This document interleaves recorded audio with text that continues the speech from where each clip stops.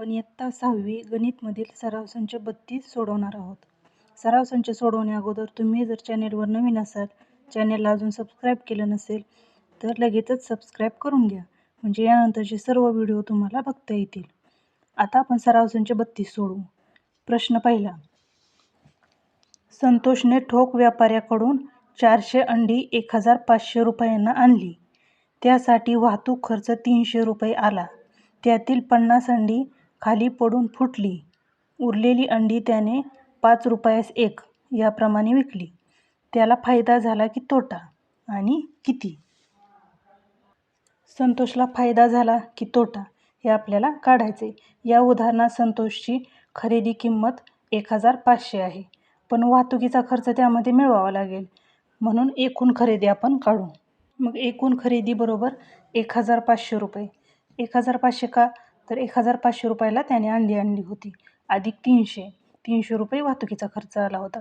मग 1500 अधिक 300 बरोबर 1800. आता एकूण विक्री किंमत काढू. त्याने 400 अंडी आणली होती, त्यातील 50 अंडी खाली पडून फुटली, म्हणजे उरलेली अंडी त्याने विकली. मग उरलेली अंडी किती आहेत? मग उरलेली अंडी बरोबर 400 अंडी आणली होती, त्यातली 50 अंडी खाली पडून फुटली. मग 400 वजा 50 बरोबर 350. मग उरलेली अंडी 350 आहेत. मग उरलेली अंडी त्याने 5 रुपयास 1 याप्रमाणे विकली. मग आपण विक्री किंमत काढू.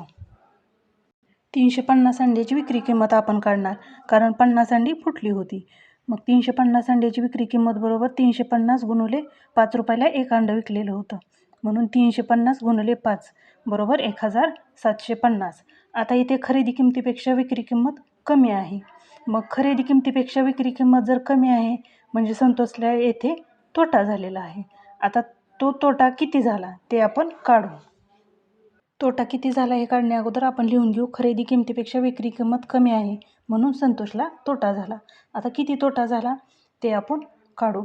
मग खरेदी किमतीवरून विक्री किंमत वजा केली खरेदी किमतीतून की आपल्याला तोटा मिळेल. मग आपण तोट्याचं सूत्र लिहू. तोटा बरोबर खरेदी किंमत वजा विक्री किंमत. खरेदी किंमत 1800 आहे वजा विक्री किंमत 1750. मग 1800 वजा 1750 बरोबर 50 रुपये. म्हणून आपण लिहून घेऊ, म्हणून संतोषला 50 रुपये तोटा झाला. यानंतर दुसरा प्रश्न आहे. अब्राहम यांनी 50,000 रुपयांचा माल खरेदी केला. कर व वाहतूक खर्च मिळून त्यांना 7,000 रुपये खर्च आला. त्यांनी तो माल 65,000 रुपयांना विकला असेल तर त्यांना या व्यवहारात नफा झाला की तोटा आणि किती? आता आपण अब्राहम यांची खरेदी किंमत काढू. 50,000 रुपयांचा माल त्यांनी खरेदी केला आणि त्यात कर व वाहतूक खर्च त्यांना 7,000 रुपये आला. मग कर व वाहतूक खर्च व हा खरेदी किमतीत मिळवावा लागेल. मग एकूण खरेदी किंमत आपण काढू. मग एकूण खरेदी किंमत बरोबर 50,000 अधिक 7,000. 50,000 रुपयाचा त्यांनी माल खरेदी केला होता आणि कर आणि वाहतूक खर्च 7,000 रुपये आला होता. मग 50,000 अधिक 7,000 57,000. आता मालाची विक्री किंमत काढू. मालाची विक्री किंमत आपल्याला उदाहरणामध्ये दिलेली आहे 65,000. म्हणजेच खरेदी किमतीपेक्षा विक्री किंमत जास्त आहे, म्हणून त्यांना नफा झालेला आहे. मग आपण लिहून घेऊ. म्हणून खरेदी किमतीपेक्षा विक्री किंमत जास्त आहे म्हणून नफा झाला. आता नफा किती झाला ते काढू. नफ्याचे सूत्र लिहू. नफा बरोबर विक्री किंमत वजा खरेदी किंमत. मग विक्री किंमत 65,000 वजा खरेदी किंमत 57,000. 65,000 वजा 57,000 8,000. म्हणून आपण लिहून घेऊ. म्हणून अब्राहम यांना 8,000 रुपये नफा झाला. यानंतर तिसरं उदाहरण आहे. अजित कौर यांनी 50 किलोग्रॅम वजनाचे साखरेचे 1 पोते 1750 रुपयास आणले. साखरेचा भाव कमी झाल्यामुळे त्यांना ती साखर प्रति किलोग्रॅम 32 रुपये दराने विकावी लागली. तर त्यांना किती रुपये तोटा झाला? आता या उदाहरणात तोटा काढायचा आहे. तोटा काढण्यासाठी खरेदी किमतीमधून विक्री किंमत वजा करावी लागेल. मग खरेदी किंमत बरोबर 1750. आता ती साखर प्रति किलोग्रॅम 32 रुपये दराने विकावी लागली. मग 50 किलोग्रॅम साखरेची विक्री किंमत काढू. मग 50 किलोग्रॅम साखर आहे म्हणून 50 गुणुले 32 रुपये प्रति किलोग्रॅम दराने विकली होती, म्हणून 50 गुणुले 32 बरोबर 1600. मग 1750 रुपयांना त्यांनी खरेदी केली होती आणि 1600 रुपयांना विकली. मग या ठिकाणी तोटा झाला आहे. आता आपण किती तोटा झाला ते काढू. त्यासाठी तोट्याचे सूत्र लिहू.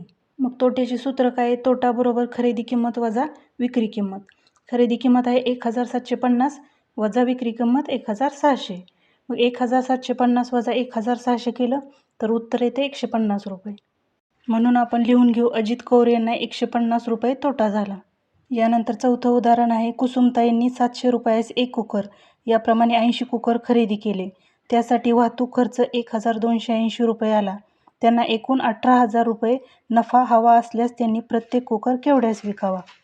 जेव्हा नफा होतो तेव्हा खरेदी किंमत विक्री किंमतीपेक्षा कमी असते. मग आपण खरेदी किंमत काढू. मग एकूण खरेदी किंमत बरोबर 700 गुणिले 80. 700 रुपयास एक कुकर याप्रमाणे 80 कुकर घेतले होते. म्हणून 700 गुणिले 80 बरोबर 56,000. आता यामध्ये वाहतूक खर्च मिळवावा लागेल.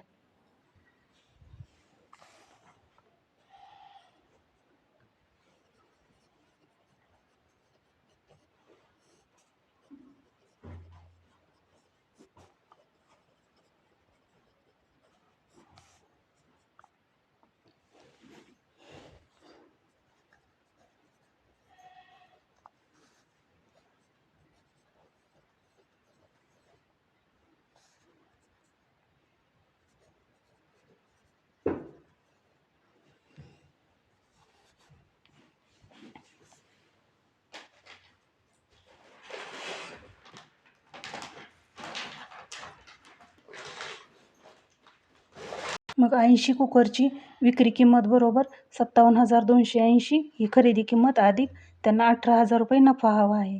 मग 57,280 अधिक 18,000 बरोबर 75,280. आता आपल्याला उदाहरणात काय विचारले? त्यांना प्रत्येक कुकर केवढ्यास विकावं लागेल? आपली 80 कुकरची विक्री किंमत 75,280 आली. मग एका कुकरची विक्री किंमत काढू. मग एक कुकरची विक्री किंमत बरोबर 75,280 भागिले 80. मग शून्याला शून्य कट होईल आणि 7,528 भागिले 8 यांचा भागाकार येईल 941. म्हणून आपण लिहून घेऊ कुसुमताईंना एक कुकर 941 रुपयांना विकावा लागेल. यानंतर पाचवं उदाहरण आहे. इंद्रजित यांनी 12,000 रुपयांना एक याप्रमाणे 10 फ्रीज खरेदी केले. ते आणण्यासाठी त्यांना 5,000 रुपये वाहतूक खर्च आला. त्यांनी प्रत्येक फ्रीज केवढ्यास विकावा म्हणजे त्यांना 20,000 रुपयांचा फायदा होईल. आपल्याला अगोदर एकूण खरेदी किंमत काढावी लागेल. 10 फ्रीजची खरेदी किंमत बरोबर 12,000 गुणिले 10. 12,000 रुपयांना एक फ्रीज घेतला होता, असे 10 फ्रीज होते. म्हणून 12,000 गुणिले 10 बरोबर 1,20,000. आता यामध्ये वाहतुकीचा खर्च मिळवावा लागेल. मग 1,20,000 ही 10 फ्रीजची खरेदी किंमत अधिक वाहतुकीसाठी त्यांना 5,000 रुपये खर्च आला होता.